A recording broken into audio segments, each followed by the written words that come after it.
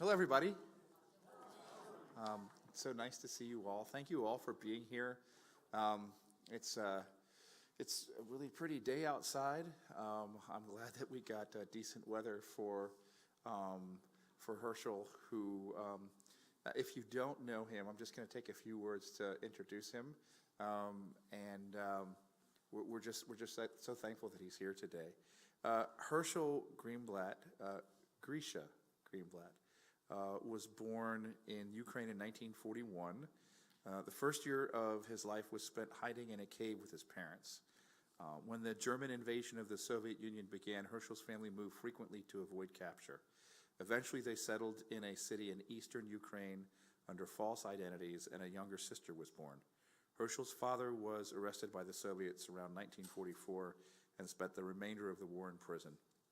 At the end of World War II, Hershel's father was released from prison, and the family decided to flee communist-controlled Ukraine. Life for Hershel and his family changed dramatically when they arrived in the American-controlled zone of Austria, and for 5 years they lived in displaced persons camps, where they began to resume a normal life, and another sister was born. In 1950, they received permission to immigrate to the United States and settled here in Atlanta, Georgia. Hershel attended school and helped his father operate a small grocery store. After high school, Hershel began a career in retail management and sales. He married and had 2 sons. Today, Hershel devotes much of his time speaking to school children about his family experiences and teaching lessons of tolerance he took from the Holocaust.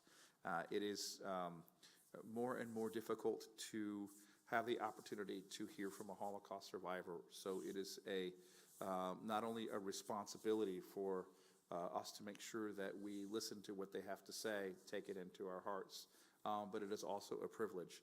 And for those of you that know Hershel, you know that he's pretty much tireless when it comes to doing this. He and I met a little while ago, and he already told me of upcoming things he has to do.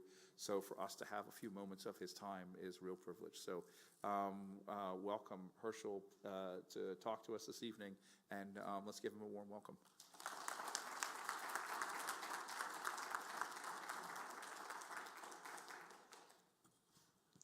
Good morning. Just a little bit of history on me.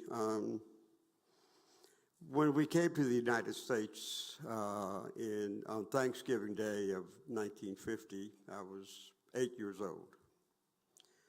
And I had lived through hiding, lived through the DP camps of Austria.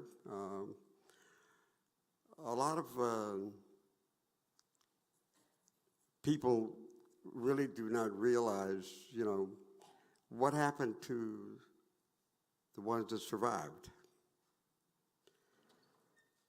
We are now called the last million. Fleeing, we had no homes to go back to. We had nothing. All we had was ourselves.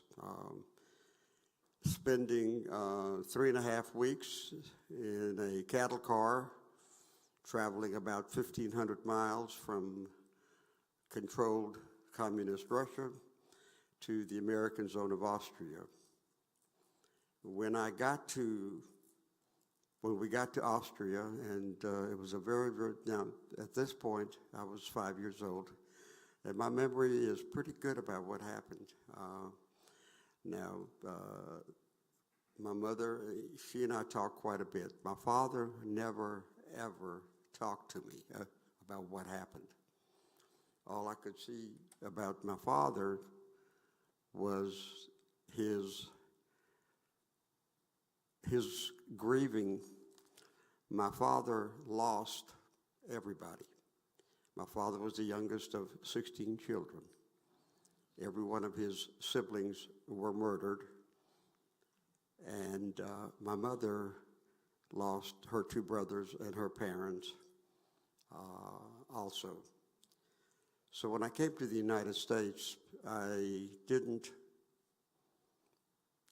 what I saw at home, what my father went through, was an astonishing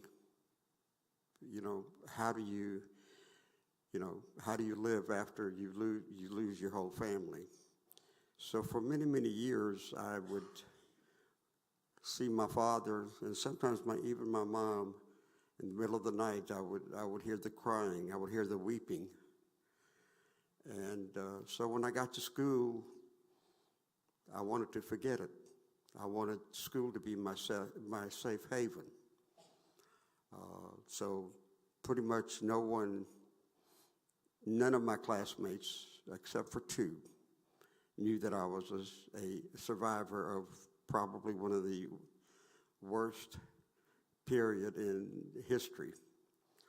So that's a little bit, I didn't want to, growing up, of course, I had the responsibility, got married, and my wife is here, and, had the responsibility of providing for my family, and I have the unbelievable great fortune this morning of there are 4 generations of us here today. Me, my son Jacob, my grandson Eddie, my granddaughter Hannah, my granddaughter Emily, and of course, the kid that ran up to me and hugged is my great-grandson, Eli. Eli is 7 years old. Just yesterday, I had the great honor of watching him get his honor roll certificate. So I'm one of the lucky ones. But what I'm going to talk about this morning is the trip. It's called March of the Living. March of the Living was established in 1988 by 2 members of the Knesset in Israel. It is an annual trip that usually happens around what they call Yom HaShoah, the day of the Holocaust. Usually it's just a week after Passover. And what we do is we go to Poland. And also, part of the trip, for most part, is a trip to Israel. Now, unfortunately, fortunately, 2 years ago when I went, we did go to Israel and, of course, celebrated Israel's 75th anniversary of their independence. And ladies and gentlemen, I want to tell you, the state of Israel knows how to celebrate. That was the most unbelievable week I had ever seen in my life. The euphoria, the happiness that we have our own home. We have our own homeland. Last year, of course, we didn't get to go to Israel. We only went to Poland. Now, some people will ask, why Poland? Well, the Jewish population of Poland in 1939 was 3.1 million, mainly in the cities of Warsaw, Krakow, Lodz, Vilna, and also my father's hometown of Lublin. The Jewish population of Poland in 1945 was less than 100,000. My father's hometown of Lublin, which had one of the richest history of Jewishkeit in Lublin for centuries. Again, in 1939, the Jewish population of the city of Lublin was 40,000. In 1945, the Jewish population of the city of Lublin was 108. Now, why do I go? Why do I put myself out like that? For years, I didn't want to talk about it. I didn't want to even think about it. So about 16 years ago, a friend of mine who unfortunately passed away a few months ago, he invited me to go to a movie at the Jewish Film Festival. And unbeknownst to me, the movie was called No Place on Earth. And that movie basically depicts the life of a Jewish family hiding in the caves of Ukraine. And so it was kind of parallel, and it kind of brought me back. Kind of, you know, I was looking, and I, you know, during the Q&A time, I stood up and started spouting about my life, and the lady that decided to, that was at that time the director of the Bremen Holocaust Museum here in Atlanta, she was the moderator for this film, and so she, you know, after a few minutes, she asked me to sit down, and but about 2 days later, she actually called me and asked if I would join the speaker group of the Bremen Holocaust Museum, and you know, I have a number of pictures, so we got together and they put together a PowerPoint. And so for the last 15 years, I have spoken, I was told by people that keep the records of this, I've spoken to almost 700,000 students over the last few years, which includes speaking on Zoom. So I have spoken to students in approximately 31 states. So March of the Living, it is a trip started in 1988 for Jewish students in the 11th and 12th grade. Now, so the first year that I went, and even last year, I get to the airport. We usually fly out of Miami, and I get to the airport, and here are these beautiful students, happy, just wonderful. The euphoria, and I'm saying to myself, what do they know? What will they see? What will they think about when they see what they're going to see? Why are they going? Why, you know, it's, to them, it's they're going with their friends. They're going on, you know, it's teenagers. So last year, we, of course, fly into Warsaw.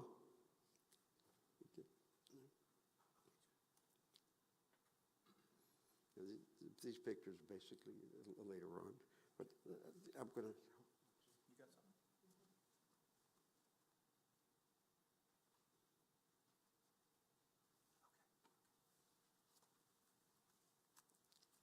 something? They actually give us a book, give our itinerary.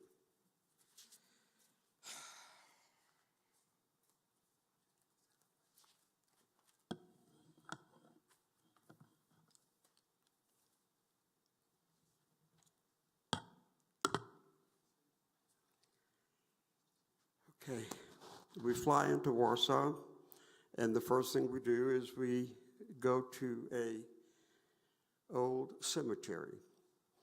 It's a cemetery where the heroes, a lot of the heroes of the Warsaw Ghetto are buried. It's a very old cemetery, and we walk through an area of Warsaw that was predominantly Jewish. The headstones is called the mitzvot, which is the headstone.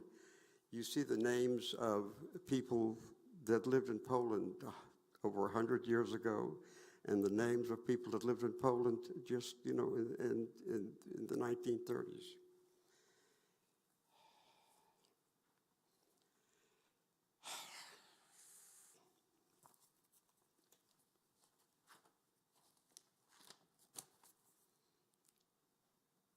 We're there for only just one day. We pack up and we go to get on the Friday. May the 3rd, get on the bus, and we're on our way to Majdanek. Majdanek is a death camp that is part of what they called the Reinhardt camps. There were 4 of them.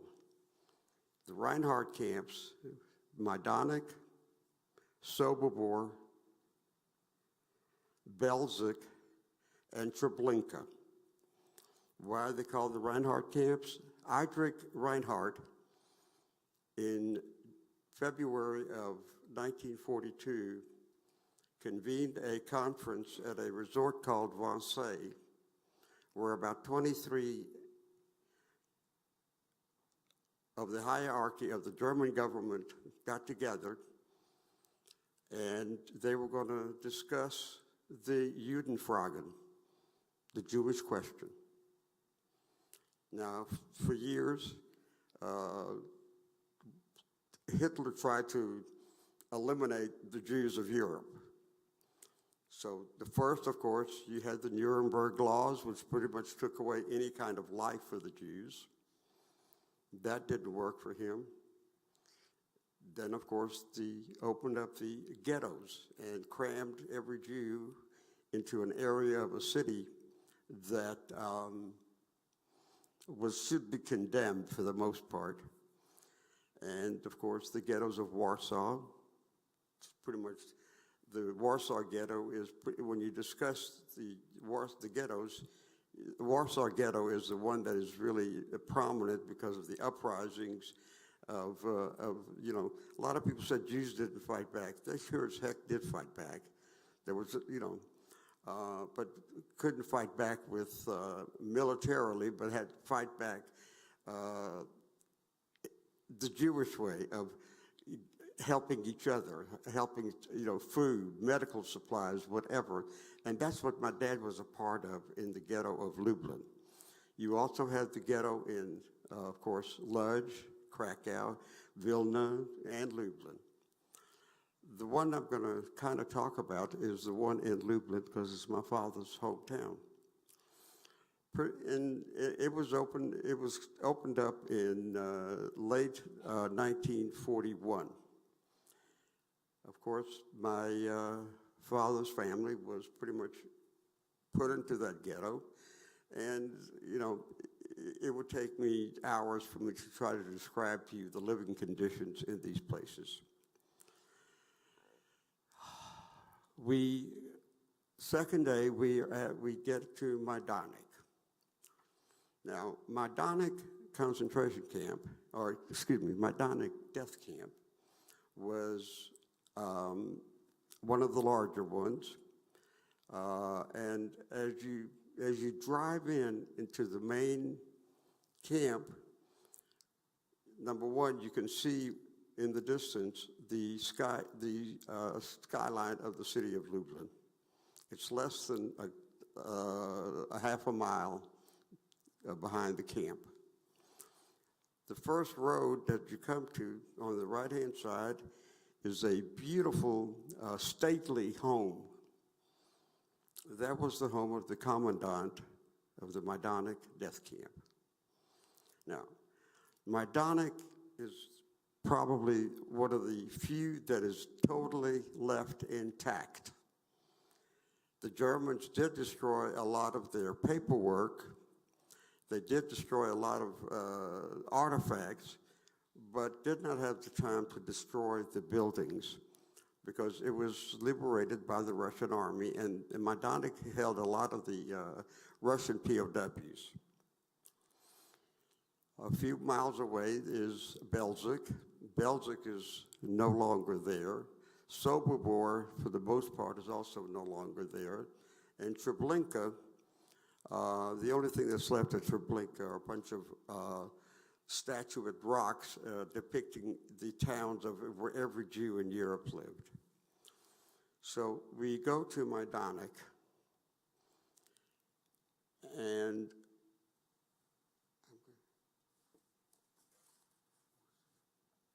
can I get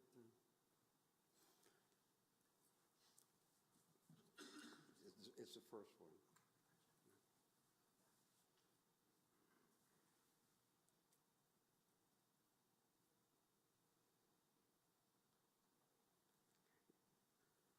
That is the first thing you see when you get to Majdanek. It's a monument honoring the Jews of Majdanek.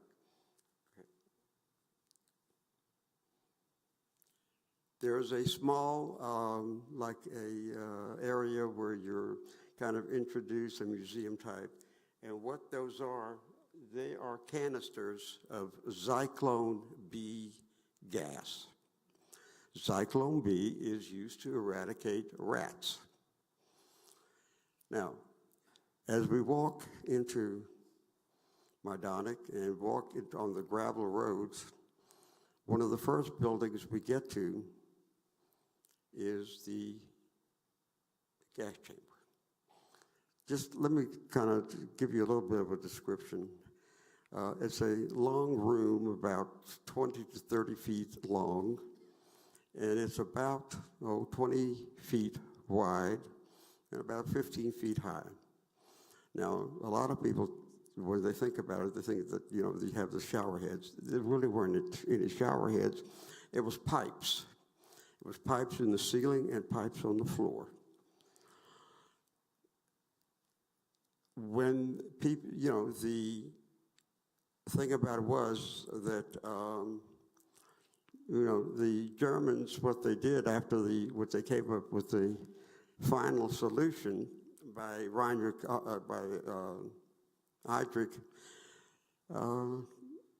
people were taken out of the ghettos. Most of the men were sent to Majdanek because Majdanek was a labor camp for the most part. The women and children of Lublin were sent to Belzec. If and when you were sent to Belzec, you were gone within an hour. Belzec was only open for approximately 8 months, from February of 1942 to October of 1942. And in 8 months, 432,000 Jewish human beings were murdered. Belzec is where most of my aunts and my grandmother were sent. Majdanek.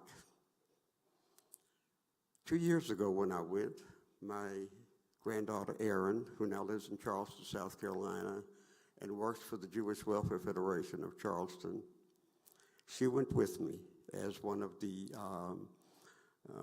leaders.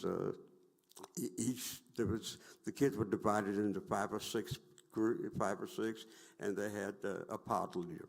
So Erin was one of the leaders. And the first thing Erin says is, "Papa, I don't want you going in there." Now, here, hey, I knew, I said, this was my first time being there, and I said, "Erin, I have to go in. I have to see. I have to." When you walk in, it's, again, I described it, it's very long, and the first thing that they usually do is they actually, the Germans were they had practiced this. So they tell them, how to be calm, put your clothes away neatly because you're going to get them back, take a shower and everything. And they, and after they let them take a shower or whatever, they tell them, "Well, we have to disinfect you because you've been cooped up in a ghetto and lice and whatever." So, of course, they are naked, and they shove them into the room. And of course, I saw that 6-inch steel door with a 12 by 12 little window. And of course, when I walked in, it was very dark. And of course, we're looking around, and I saw the scratches on the walls of people trying to get out. Of course, when that door is locked, and they proceed to administer the Zyklone B canisters into the ceiling pipes, and of course, within a half an hour, everybody's gone. And then the next building over is the crematoriums. Let's go ahead.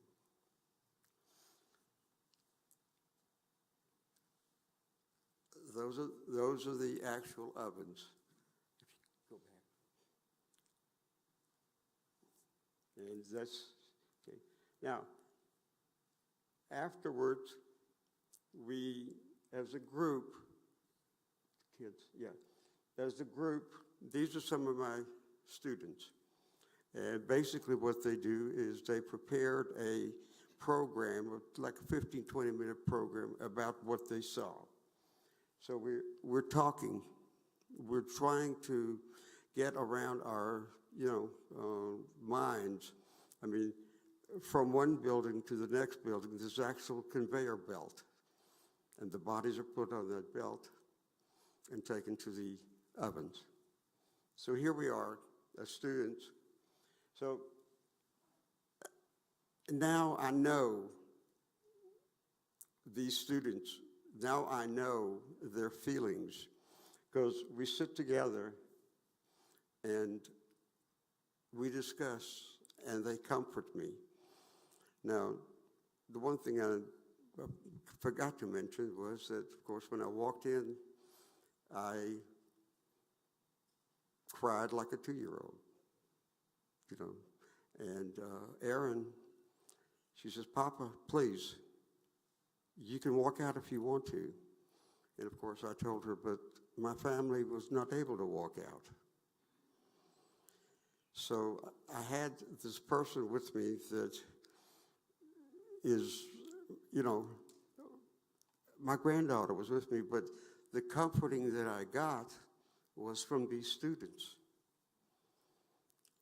So that is one of the trips that was so meaningful, so inspiring to these kids, that it brought me a sense of, now I know why I'm here, because in 2023 when I went, there were 148 survivors from pretty much all over the world, because we had over 10,000 students from all over the world, South America, Africa, Europe.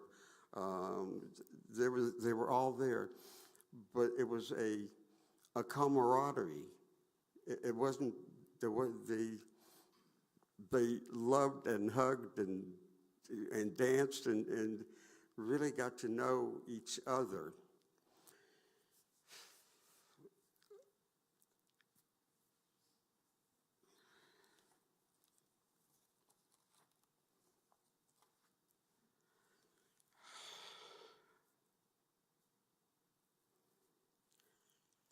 The next day, after we get back to our hotel very late at night, the next day we go to a place called Tarnow, which was an area that was also a kind of a death camp, more of a camp to eliminate Jews by shootings.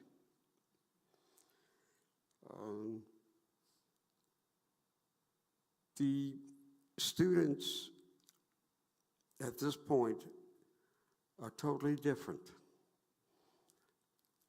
What I see when I look at them and what I see in their eyes is sympathy. What I see in their eyes is a feeling of, why did this happen to our people? Of course, that's a question that's, I don't know what else. I mean, I know basically, that Hitler wanted to get rid of the Jews of Europe. I mean, at the Wannsee Conference, they had the actual population of every Jew in Europe. At that time, this was in 1942, there was over 11 million Jews living in Europe. Of course, by the end of the war, 6 million of those were gone. This picture right here, that is the Unstandplatz. This is where Jews were, when they were taken out of the ghetto, were taken to this particular area, and this is where they boarded the trains for Auschwitz. The third day, we actually go to Auschwitz. That is where the march is. In Auschwitz, most of the gas chambers and crematoriums are destroyed. The only thing you see there are the ruins. Auschwitz is a camp where over 1.4 million human beings, Auschwitz and Birkenau, the subcamp. So that is the, I guess, the gathering of, and as we go to Auschwitz, well, of course, we go through the museum. In the museum, there is a, good? This is where the books are. Yeah.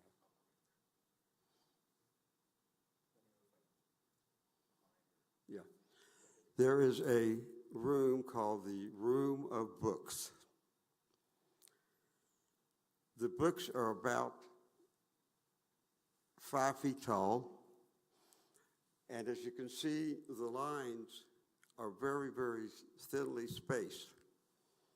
In those books, there's about 40 of those books there, and the Yad Vashem in Israel has put together, over the last few years, names of people that were taken, where they were, as much as they could possibly find. Now, when I went 2 years ago, and Aaron and I tried to look for the names of our family, they weren't there. We didn't see them. Last year, they are there. My father's, the Greenblats, I saw my grandfather's name, I saw my grandmother's name, and most of the sisters, and then, of course, I actually saw my mother's family.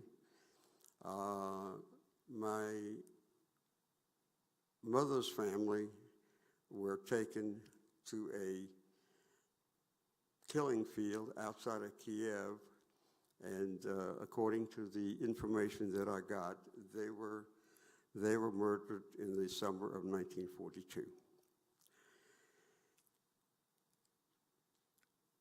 Is this trip all about visiting these places? Is this trip about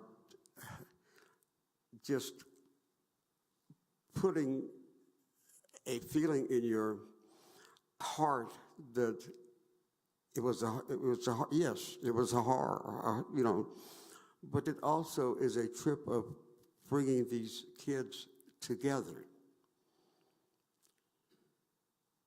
We travel by bus from place to place, and I always sit on the bus. I sit right behind the driver, and let's see if we can find that picture of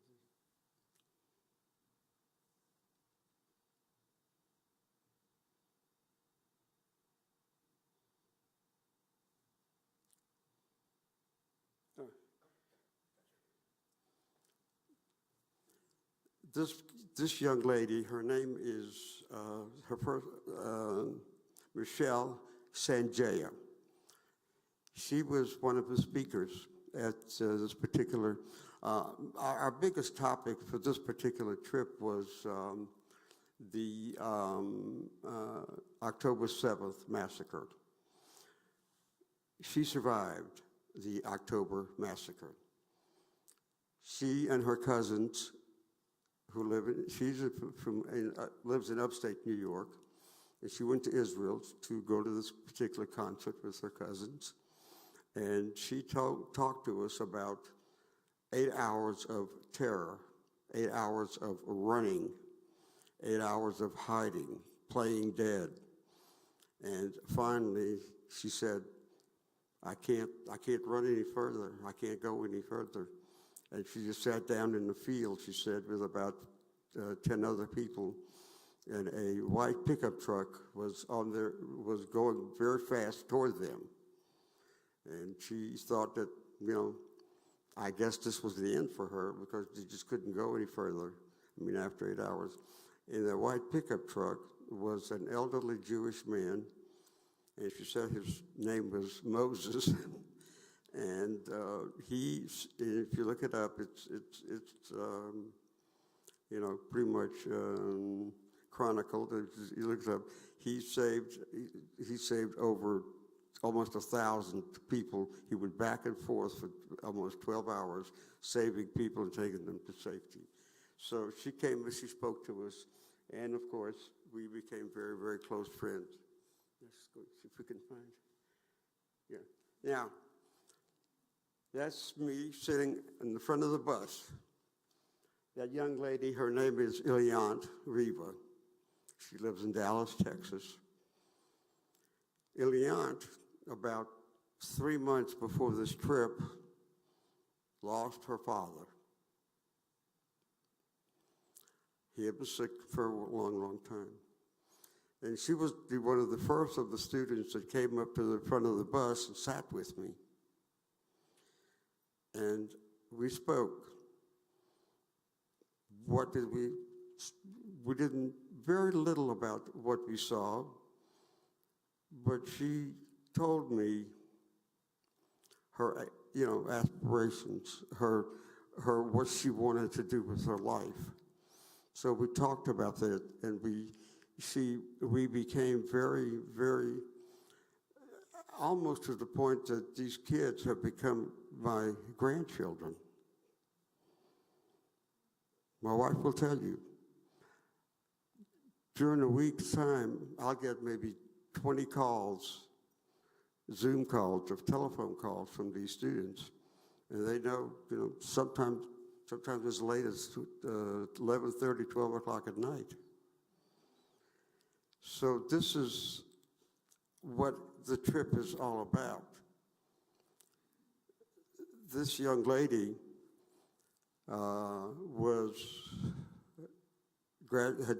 when she got back, graduated from high school in Dallas, Texas, and she was going to go first year of school at the University of Texas. And she called me and she says, I'm foregoing my first year, and I am going to do a gap year in Israel. She said, there's 7 of us that are going to do that. And basically invited me to Dallas and honoring them. And so this is why this trip that was started, so many years ago, and it's, over 300,000 kids have gone. It has become an area or a feeling of that our students today know about what happened. Now, to give you just some numbers, 2 years ago, there was, the survivor group was 158. Last year, the survivor group was 68. And I found out in talking to the director of the International, this morning I talked to her on the phone, and I asked her, just so I would know how many survivors are going this year. It's only going to be 34. Not so much that they have passed, it's just that their physical, they just can't go because a lot of, the average age of a survivor now is 88. I'm below the average. So it is very, very important because probably in the next 5 years or so, when they have the March of the Living, they won't have any survivors going. So it is very, very important that we teach, that they know from us, from someone that lives through it, what happened. And it's their responsibility. See, I put it on them. I put it on them very, very heavily. You are now responsible for telling my story or for telling the story of the other survivors. This picture here is at Treblinka. Now, at the top, that is a mound, and under that mound, ladies and gentlemen, are the bodies of 2,000 human beings, their bones. At Treblinka, there's nothing left. It was totally destroyed. And of course, I had the honor of lighting a candle at Treblinka. This young lady right here, her name is Shayna Dash. I kind of gave her a nickname. I said, Shayna Punham. That's, if you speak Yiddish, that's Shayna Punham is a beautiful face. She's one of these actual leaders. Her mom was the physician on the group. There's always, in our group, we have two rabbis, one conservative rabbi and one very Orthodox rabbi, Rabbi Sabo. And so we have two historians, Jason and Rabbi Weisberg. So Shayna became so involved and so, she said to me before the trip, Hershel, I didn't know. I didn't realize.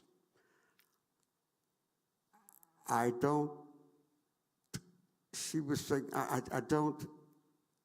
I'm not able to get it into my mind of what happened.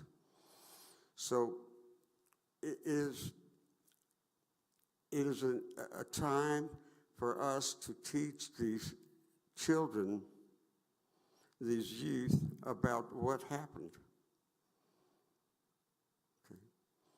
Okay. We now, in the city of Krakow and in the city of Lodz, we go through the areas where the ghettos were.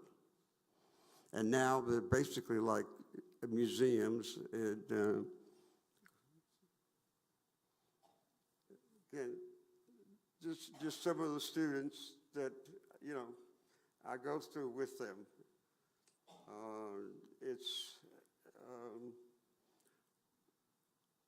This young lady right here, her name is Sharel Rosenberg. Sharel is now at Indiana University. I get a phone call from her every day. Every day. She and her twin sister. That's her sister. And as you can see, the camaraderie that I didn't know any of these kids before we got on the plane. This young man right here, Eton, just the other day, he put together a program where I could Zoom with the school.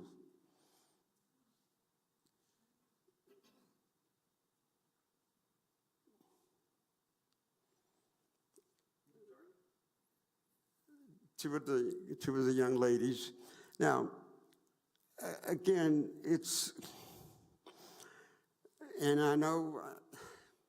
I knew this morning that I was going to speak to you, and it's hard almost for me to convey the feeling that I got in sitting with these children. Now, one of the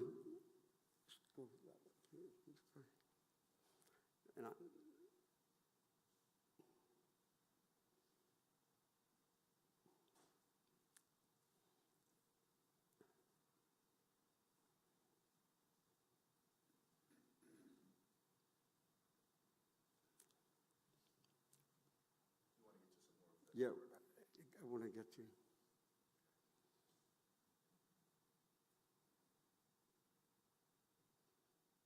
Oh,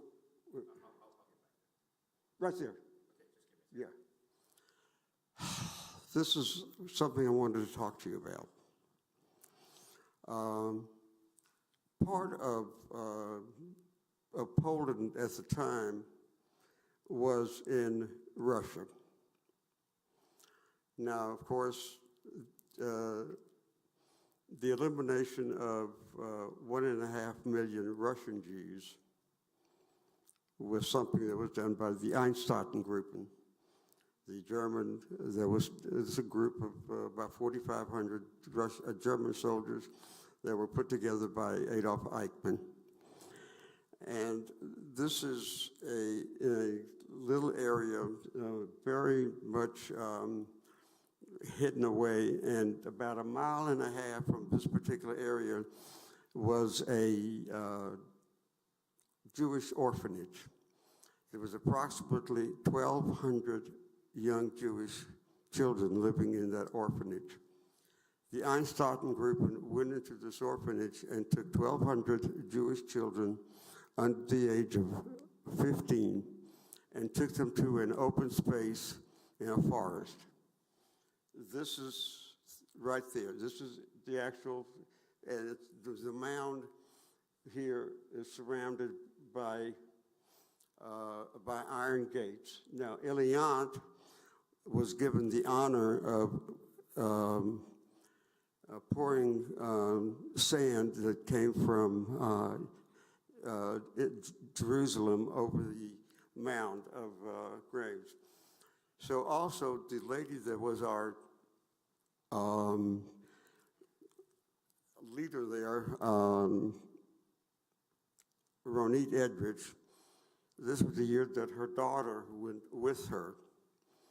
And Ronit read a letter from a mother that was found at Auschwitz, a mother that wrote a letter to her children. And she's reading the letter, and the atmosphere is unbelievable. Now, afterwards, go ahead.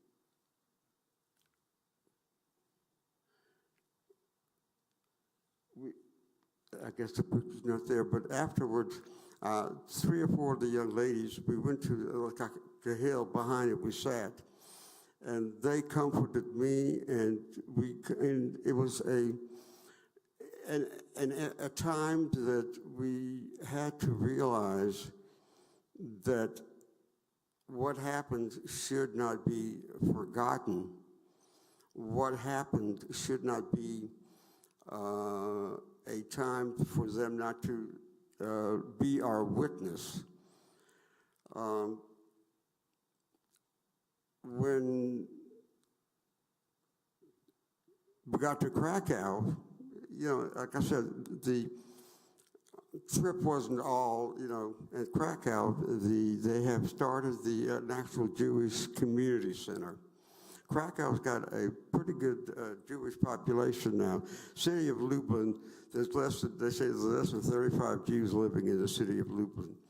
In Krakow, we now have the Jewish Community Center, and we actually went there, and together we all made pierogies, and we listened to the director there.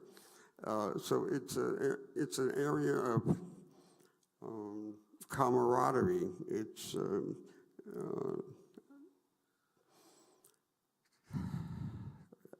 and again,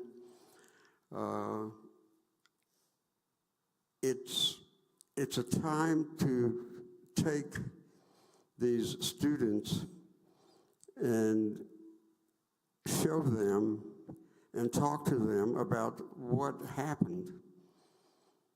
The trip changes their lives.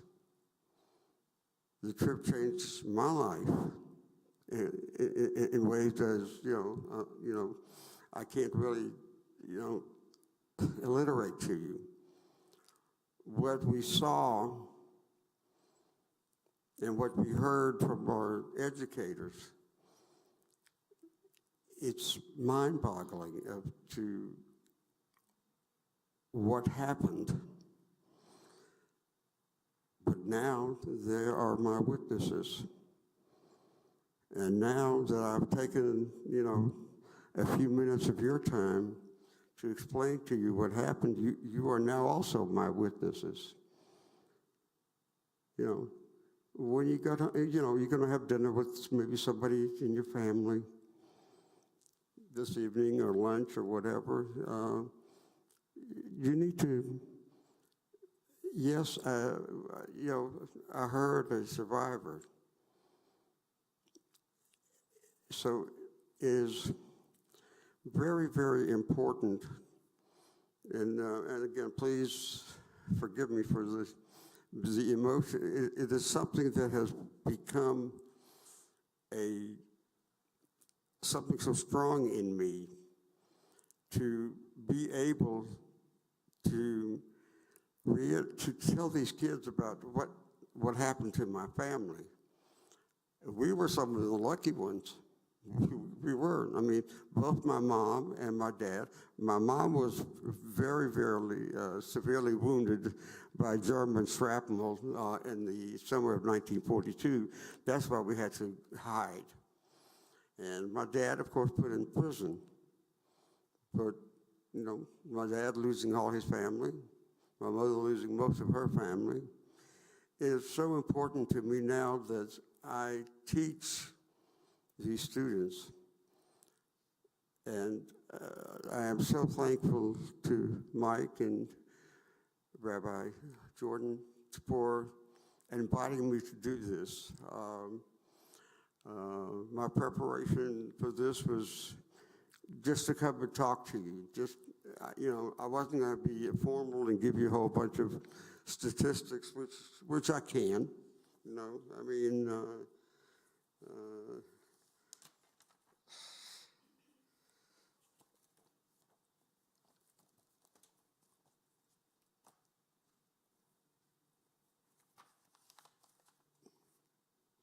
The one statistic I am going to give you, Poland, population pre-war, 3,300,000. Population, less than 1 million. 90% of the Jews of Poland were eliminated. USSR, the Ukrainian part, where my mother's family was taken.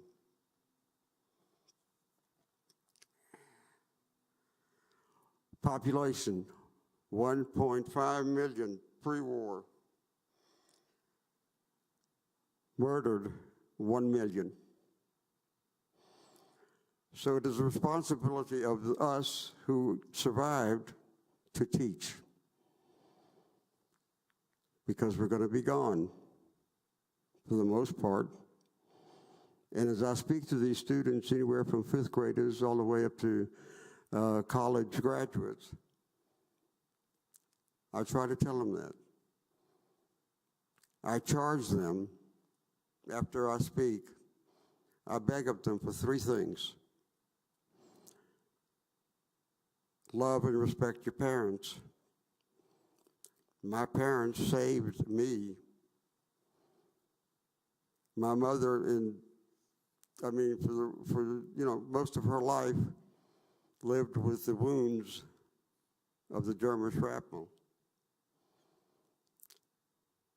The second thing that I charge is love and respect your teachers. I was lucky. When I came to the United States and I was put into the 3rd grade, I had a teacher. Her name was Frances Fitterman. She was 23 years old, and that teacher brought me back to life because I had nothing. I had nothing. I had no discipline. I had no future vision. That teacher got me my first library card. She bought me my first pair of jeans as an American kid. And she and I stayed friends, and unfortunately, about 3 years ago, she passed away at the age of 94, but we lived together almost weekly. And the third thing that I charge them is respect each other. I try to tell them, see, I don't want to leave these students with animosity toward what happened. I want to leave them with the idea that it is it's their responsibility to make this a better world. So I charge them to love and respect each other. You know, don't be a bully. If you see something wrong, do something. If someone needs your help, help them. I want what I try to teach to be more of a positive way of thinking into the future. And the last thing that I say, and what I'm going to close with, is I have a very, very ulterior motive. And my motive is sitting in that second row. I want this to be a better world for him. I want him to be able to walk down the street and not be afraid. But I also want it as a better world for everybody. Anti-Semitism is rampant all over the world now, probably due to, the social media, and so it's very, very important that, yes, we teach about what happened, but also try to teach about what we have to do so it never happens again. Thank you.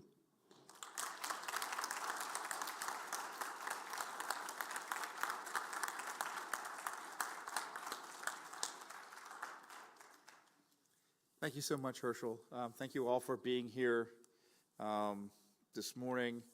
And I don't think there's a better way to end this moment together with thoughts of prayer and thoughts of peace. So thank you very much, Hershel. And if you have an opportunity to hear him speak again, this isn't the only thing that he talks about, but please, he's everywhere.